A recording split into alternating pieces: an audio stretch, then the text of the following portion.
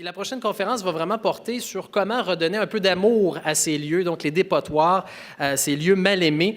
Et notre prochaine invitée est le parfait exemple. Elle a travaillé d'arrache-pied pour transformer le dépotoir de la région new-yorkaise qui s'appelait Fresh Kills. Autrefois, c'était une étendue de marais et de zones humides boisées. Mais là, à un moment donné, on s'est mis à s'en servir finalement comme dépotoir, sacs de poubelle et autres. Donc, ces dernières années, on a procédé à un makeover extrême de ce site-là, avec des architectes paysagistes, des ingénieurs et aussi des écologistes. Donc, ça revient à ce que je disais ce matin, le maillage des professions qui, de plus en plus, font des projets extrêmement intéressants et de plus en plus spécialisés et poussés. Et ça pourrait être peut-être ce projet-là, une inspiration justement pour nous, pour poursuivre le projet du complexe environnemental Saint-Michel. Et notre invité, Robin Geller, a œuvré comme gestionnaire de la phase finale de ce projet Fresh Kills Park. Elle a assuré les liens entre le service d'assainissement et celui des parcs. Elle est experte en gestion des matières résiduelles dans la région de New York. Elle a aussi travaillé comme consultante en environnement pour différentes entreprises privées. Donc, je vous prierai d'accueillir Robin Geller.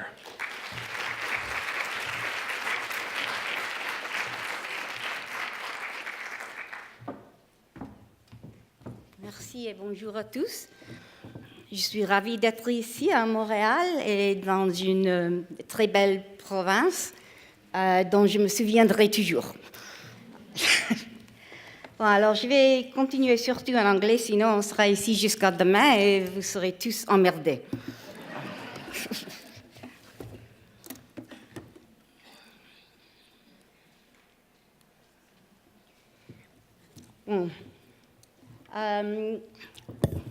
The landfill site is about 3,000 acres or 1,200 hectares.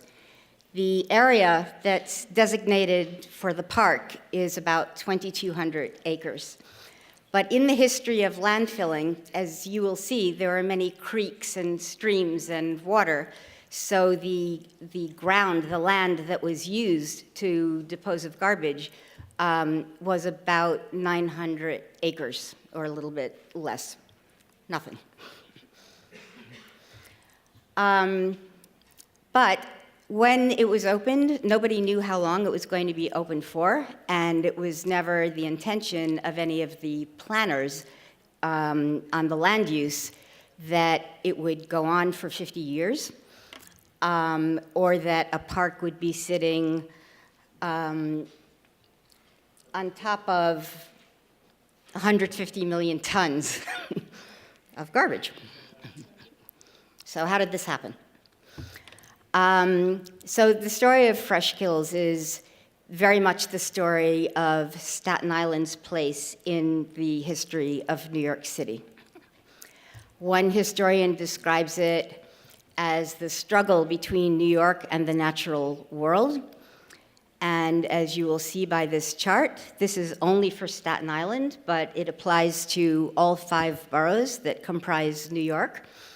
In 1900, there were still about 2,000 hectares of marshlands and wetlands. By 1947, it had been reduced by about 25%. And by 1911, down to 17% of what was there. But at the same time, it's a story of modern landfill engineering. I just have to move a little so I can see what's going on. That works with the existing site conditions and the existing environmental conditions, and has the potential to maximize the recuperation and regeneration of the original landscape. It will never be exactly the same, but it's not a total disaster. So I'll talk very, very briefly about the history and the regional context, just so that you understand what the important points are for the site, and how the growth of the city had a huge impact, and on the topography of the landfill, so that the topography and the landscape today was not created by landscape architects. It was created by engineers and biologists but for a completely different purpose, which is not to in any way minimize the importance of landscape engineers, landscape architects. Okay. So, looking at the whole context, these lines in red show the entire state of New York. That little spit is Long Island, and just below is New York City and where Staten Island would be. New York, as you may or may not know, is organized into what we call 5 boroughs. So the one furthest north is the Bronx, Manhattan, where Central Park is. On the other side of the East River is Queens. Below that is Brooklyn, which contains Prospect Park, which is a very beautiful park also. And then Staten Island. This area in green shows what the outline of the park will be in the future. But the circumference of the landfill itself is even a little bit larger. If you know New York City at all, the size of the park would go from the Battery, where you get the Staten Island ferry, up to almost 26th Street, but if you took the entire landfill, it would go up to Times Square and 42nd Street. Okay, so most of you probably know that New York City was founded and colonized at first by the Dutch. Later on, the British took control until our revolution in 1776. But many of the Dutch names still survive, and the word kills refers to brooks or streams and fresh water. Many people don't know that because as a very large landfill, people think, oh, fresh kills, roadkill, new meat. But at the time, it was all wetlands and it was fresh water. There were tidal wetlands too, and some salt marshes. The important thing is that as the city grew, the method was to fill in the shorelines and provide a base for expansion.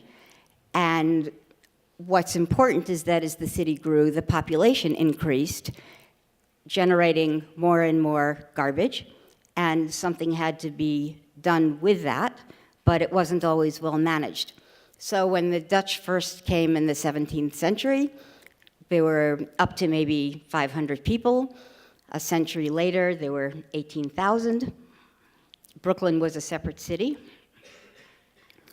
By then, in that 100 years, about 74 acres of wetlands had been replaced. 74 acres of land had replaced the water and the marshlands. By the 19th century, Manhattan now had 124,000 people. By the Civil War, almost 1 million. And in 1898, actually all 5 boroughs were consolidated as one city. So, at the time, early on, the waste was composed mainly of ashes, dead animals. You know, people used horses and donkeys and carts, and if they died, they died. Rotting food, other street sweepings, and they would be collected and put on a cart and taken to the quay and then put on a boat and taken out to the Atlantic Ocean and dumped. But the waste also included manure, which was delicately called night soil, because it was collected separately at night and also dumped in the river. At one time, there's an estimate from 1843 that 750 cubic feet of manure had been collected in 1 year. But at some point, there was no place to put it. And the tides can only carry out so much. What happened is that the water quality, obviously, was declining. Public health was declining. and all of the debris in the water was interfering with shipping and with navigation. So, in 1895, there was a plan to start replacing the method of disposing of waste, and instead of focusing on taking it out to sea, the goal was to start developing landfills and finding place on land or creating land on which to dump the garbage. There was also a federal act called the Rivers and Harbors Act to start regulating the disposal of waste into the navigable waterways and the adjacent lands. Excuse me. The city also started experimenting with incineration, with source separation and recycling, different technologies with varying degrees of success over the years. By the turn of the 20th century, there were 18 landfills throughout the city. In 1934, the department that is now the modern Department of Sanitation was created. There were 89 landfills operating throughout the city. Some of them were, the waste was brought by truck, and it was mostly construction and demolition debris. And there were also several landfills that were fed by barge, so to speak.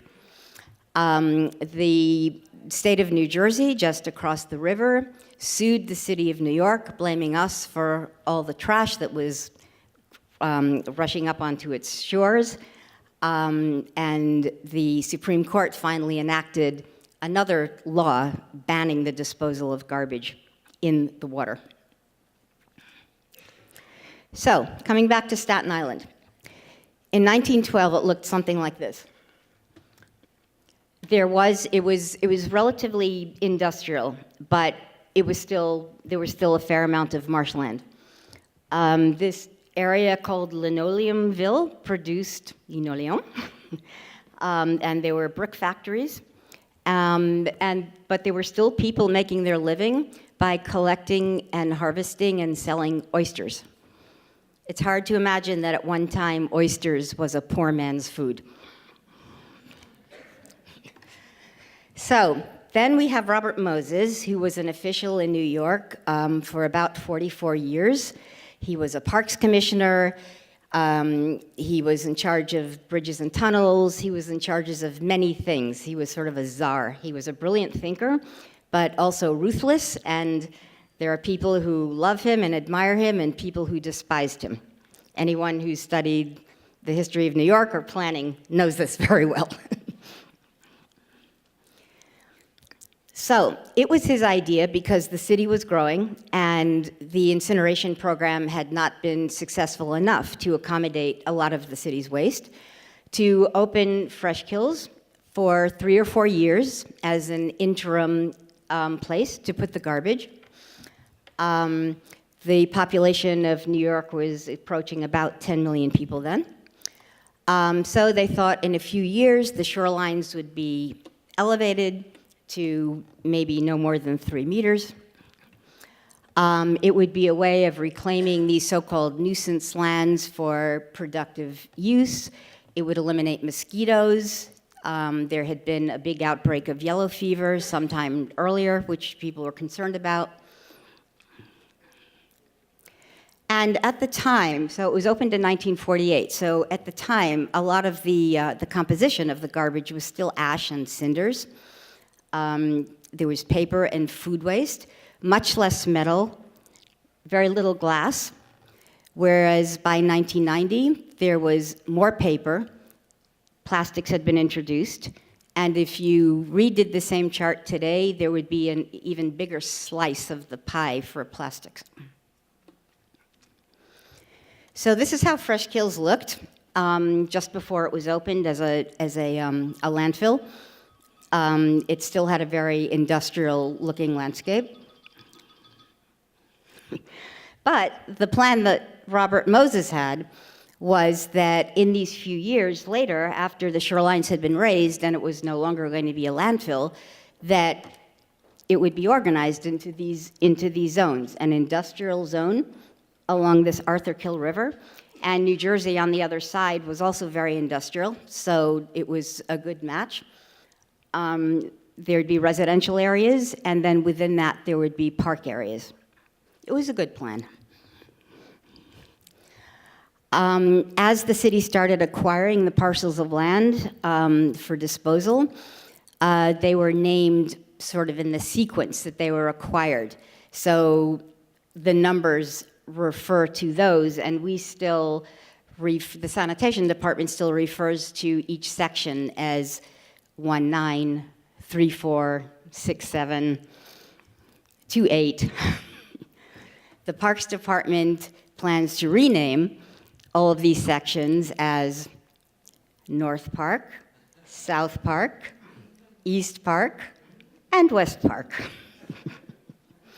But we are bilingual in numbers and names. So in the early operations, people would throw their trash out, the truck would come and collect it, put it on a barge, take it to one of 8 marine transfer stations, transfer everything to a barge, and it would be towed by a tugboat to Fresh Kills. Then it was put onto these athy wagons, which used to be used in the mining industry, which couldn't actually go on roads, so they could only travel on garbage. And for many years, that was the system, until eventually the city started replacing the athy wagons and building roads that trucks could actually drive on. Now, to build roads on a landfill is quite a feat because the garbage decomposes and it settles, and so it's not, like the bread and butter of a lot of roadway engineering. By 1961, this is what Fresh Kills looked like. You'll see there's a sort of a white line going from around the landfill further north. That's called the West Shore Expressway. It was partially built at the time, and eventually it would go all the way north to where the Verrazano Bridge would eventually be built. Or at the time, before the bridge, it would take you to the ferry. But at the time, there were also other landfills, and there were incinerators. So Fresh Kills was not the only game in town. Okay, in the 1970s, there was a big rise in the environmental movement. The Clean Water Act was enacted. The Clean Air Act was enacted. Legislation in the states called the Resource Recovery and Conservation Act, which was to manage waste. It distinguished hazardous waste from household waste, and it required all municipalities to start doing inventories of their facilities and decide which ones they were going to invest in to start cleaning up and bring into compliance with the regulations that were now being promulgated, and to close the others. So the city decided to put a lot of its resources into Fresh Kills because of its capacity and its size. By now, the Verrazano Bridge had been constructed in 1964, which meant that you didn't have to take a ferry to Staten Island, you could drive there. And it was rural, it was beautiful, and the population doubled and tripled over the next years. So, by 1984, there were the heights ranged anywhere from 10 feet to 50 feet, so anywhere from about 3 to 15 meters at the time. The city was regulated. Oh, okay, I didn't know I had this. So these were the heights, the approximate heights of each of those 4 sections.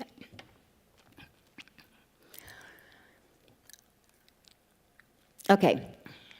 This is stuff you know. So the city was then under a consent order, or an order on consent, with the state of New York, the New York State Department of Environmental Conservation, which regulates all waste disposal and methods. And this was a way of telling the city that we're not going to shut you down because we know you need the facility, the garbage has to go somewhere, but you cannot continue operating without a permit. And in order to get a permit, you have to come into compliance with regulations. So these are all the things you're going to have to do to get this permit.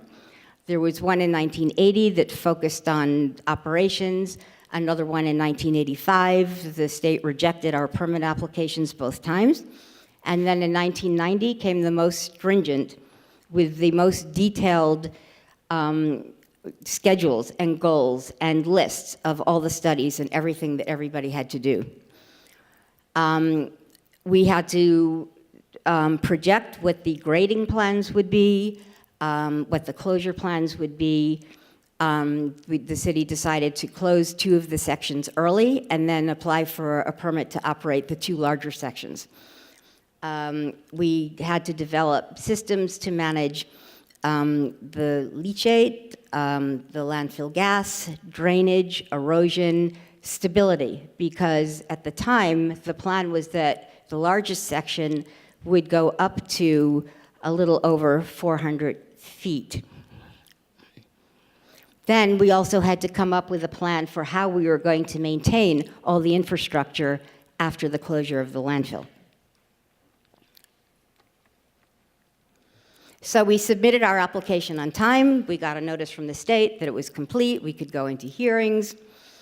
At the time, there was no plan for a park or to close anytime soon. When we put in our application, there were still 15 to 20 years of capacity for garbage. So our end use was just to stabilize the landfill and put in a vegetative cover. It was not intended at the time for recreation or to be open to the public. This is a very general look at the way the landfill is filled. It's built up in banks and, excuse me, with berms, diversion berms, so that the landscape wouldn't erode. Downslope was much moister. And then we started using different seed mixes, and we did our own tests of what was possible to grow to see what the best mixes would be, and then let Mother Nature decide. So this is an example of the results. As you see, there's a lot of Phragmites, which is very invasive, but the green part is the result of the sanitation department's seed mixes and grass mixes, but those trees that you see just grew up on their own because they were in the lower parts of the slopes where it was moisture. So if there were seeds dropped by birds or the wind, things took place. And some of those are indigenous, so they're good, they'll stay, and others are invasive. However, because Staten Island had always been very controversial because of the size of this landfill and the problem with odors and nuisances for many years until it became very well managed, the city and the state decided that we should not submit a permit application, we should not continue operating the landfill, and that it would have to close 5 years hence. So if you can imagine the planning that goes into the grades, the slopes, the stability, the drainage for 15 or 20 years, and now you have to redo everything so that you have the right levels and the right slopes and the right amount of fill to close in 5 years. This was enormous. That was our last barge. The dictate was to finish by the end of 2001, but we actually took the last barge in March. In early September, we submitted a new grading plan to the state. But 6 months later, the World Trade Center. People were talking about different shocks and problems earlier. This was a big shock. So part of the landfill was reopened. This mound that says 19, that was the one that was reopened temporarily because it was large enough to handle all the debris from the trade centers and the trade towers. and it was also still in the industrial quarter.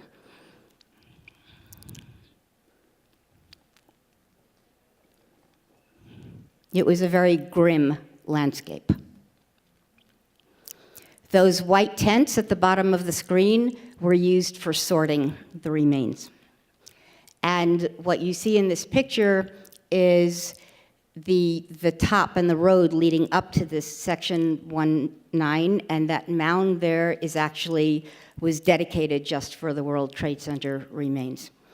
And during the final cover and the construction, none of that will be excavated. That area will be protected as a memorial.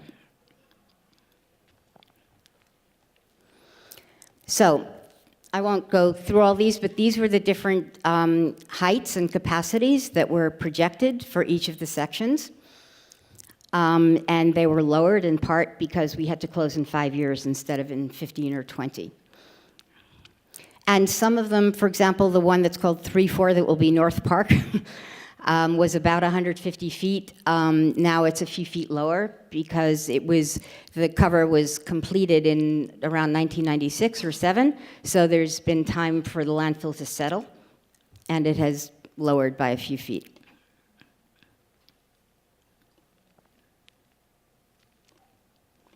So the rest, I'm just going to leave you with some images of what the land looked like as we were putting the final cover on it. And the top layer of final cover is seeding. So Mother Nature took its course. And this is what the landfill looks like today. It's being planned as a park, but it is not yet a park. It's not open as a park. There are tours people can visit, accompanied, but it's not an open park. So without doing anything else, this is what one would see.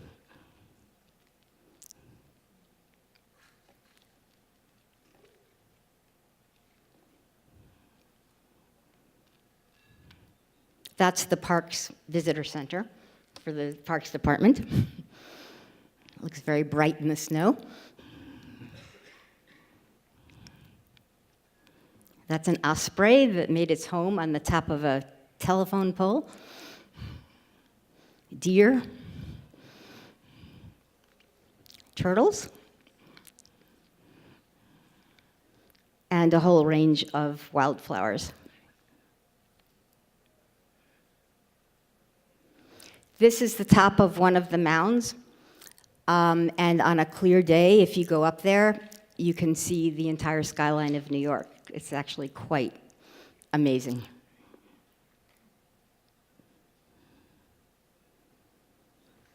And we'll see what happens in the future. I can tell you what the plans are, and if you have questions, I'll be glad to answer. You can ask the questions in any language you want. Voilà.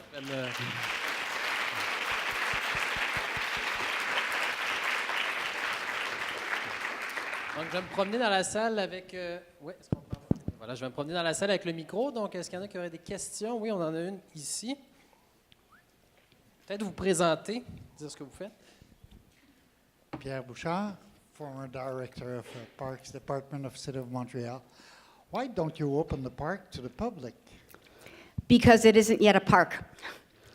But because the environmental regulations say that since the original plan for end use was just going to be vegetation, if you're going to change that original end use, the approved end use, you have to demonstrate to the state that nothing that is built, the recreation, the facilities, whatever is there, is not going to interfere with the final cover system or with the operations that the sanitation department still has to continue. What I didn't say was, even after closure, we're required to monitor and operate all the facilities for at least 30 years. So at one end, I can show you there's a treatment plant for the leachate. All right, there is a treatment plant for the leachate. And there's also a gas purification facility. Those are going to continue operating. We have hundreds and hundreds and hundreds of monitoring wells. We have miles and miles and kilometers of piping. And I do have more information on that I can give you, but all of that has to be maintained. And so the Parks Department has to demonstrate to the state that whatever they want to construct will be in compliance with the state regulations. And that's a fairly lengthy process. So that's why we can't just say, okay, there's no more garbage coming in, open it up. Merci beaucoup. I mean, when you go there now, you sometimes think you're in a park because it feels very rural, but it's still active in certain ways. Juliette Patterson, architecte paysagiste. Il y a un concours qui a eu lieu il y a, je pense que c'est maintenant plus de 10 ans, un concours d'architecture de paysage, et donc le lauréat James Corner avait fait un plan pour, Oui, c'est ça. oui, pour le parc, et donc je voulais savoir si vous avez des plans de réaliser en fait ce concept quand ça va devenir un parc. Mm-hmm. Oui, les plans de Corner sont les plans avec lesquels le département de parc travaille maintenant. Mais quand même, il faut que les dessins et les plans comply with all of our regulations. Un problème, c'est parfois que on parlait ce matin des architectes paysagistes qui s'intéressent plus à leur nom et leur dessin que les réalités. Et malheureusement, il y a certains aspects du dessin de Corner. Il dit, bon, c'est mon dessin, c'est belle, je l'aime, c'est ça.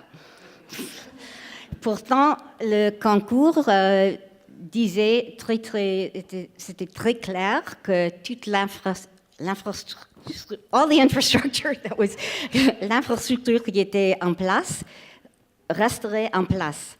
Alors les plans devaient procéder autour de l'infrastructure. C'est pas toujours comme ça. Alors il y a une phase, les premières 21 acres, qui sont presque finies. On va les envoyer à l'État d'ici quelques semaines.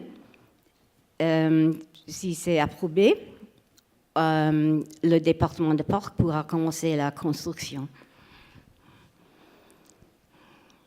Hello, does this work? Yeah. My name's Felix von Geyer. I'm actually a sustainable development journalist. You said something quite interesting earlier about engineers and biologists working together. And I was just wondering if you extrapolate the whole of the Fresh Kills project, what lessons are there perhaps for landscape architects in terms of interdisciplinary cooperation for future projects? One thing that the sanitation department did, even when we thought the landfill would continue operating and would just end up having vegetative cover, is that we had contracts with Rutgers University and with other universities that had horticulturalists and ecologists, so that we could come up with the best type of vegetation for the soils that we had. One concern was that the DEC, our Department of Environmental Conservation, didn't want us planting trees because they thought that the roots would go down and penetrate the cap and the seal of the final cover. So we did some test plantings and found out that really the roots go laterally, they go out. So that changed the whole concept of what could be planted after that. That was really one of the more successful integration of engineers and ecologists. The Parks Department does have engineers as their consultants to help them with the engineering design. But there's very often, and I'm sure this is true in Montreal, in all the different ministères, they have different views and different cultures, and they don't always think or operate the same way. So we're always navigating those things. And sometimes I don't know how much, I was at the department for many years, and then I left, and then I came back 4 years ago. So some of the plans were already in place, the ones that had been adopted. And I don't know how much the Parks Department loves them or is going along with them. But the engineers they've hired seem to have been told, make this work. And really the best collaboration is to look at what makes sense. And I think the bigger challenge and the more interesting challenge is to use the constraints than to just say, this is what we want, and we'll move everything out of our way. I don't know if that fully answers your question. Okay. Bonjour, Jimmy Leiser, architecte paysagiste. Merci pour votre présentation. Voilà, donc vous essayez de régler le problème de Fresh Kills, mais j'imagine que la population new-yorkaise produit encore des déchets et encore beaucoup de déchets. Et quelle est la politique à New York pour le traitement des déchets, autre que d'utiliser des dépotoirs, pour qu'on n'ait pas à faire un autre Fresh Kills ailleurs plus tard? Bon, la politique de New York à propos des déchets est honteux. Les facteurs politiques dont j'ai parlé, c'était qu'on avait un maire républicain, un gouverneur républicain, qui est rare à New York. Le maire Giuliani, il avait besoin des votes de Staten Island. Alors, that was the reason for the timing of closing everything. Pourtant, c'était sans plan, parce qu'il n'y a plus de dépotoir à New York. Alors maintenant, toutes les ordures, tous les débris sont exportés. C'est beaucoup plus cher.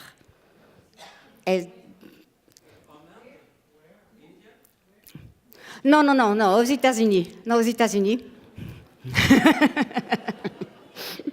Non, ça non. Au moins. Non, mais c'est vraiment, personnellement, je le trouve dégueulasse. Non, parce que c'est pas responsable, c'est pas correct. Et c'était pas nécessaire. Mais... Donc, nous avons le temps pour une dernière question. Merci. Bernard Saint-Denis, professor at the School of Landscape Architecture here. Thank you for your presentation. I'd like to know, and maybe you won't want to answer, was it a good idea to plan the redevelopment of the site through competition? That's a very interesting question. I've said this to many people, and the person I work with, who is an engineer but also sort of a visionary, and I both agreed that at the time of the competition and starting to plan the park was really 10 years too soon. It's not that it's not a good idea, but there are so many things that still have to be left in place in terms of the landfill gas controls and the leachate controls. And in the smaller sections that I pointed out that were closed, the closure was completed in 1996 and 1997. Those are much closer to being able to turn off some of those systems, which would have made it easier for the design. It was not the sanitation department's idea to have a competition. I think it was jointly the planning department, the city's planning department, and I was part of a committee for a while before I left with planning and parks and sanitation on how this competition should go. The sanitation department actually funded some of it because We wanted people to be interested enough to spend the money to prepare the designs and the ideas. So it was all narrowed down to 4 different firms, and then Corner was selected, and then the unit called the Fresh Kills Park Unit was created in 2005. And I came back a few years after that. And I should add, I'm sorry to say that my colleague at Parks, who is the administrator for the park to develop this, was supposed to come, and we were going to do a joint presentation, and then she was unable to. So I can speak from her hat as well as mine. But yeah, I don't know if the competition was the best way.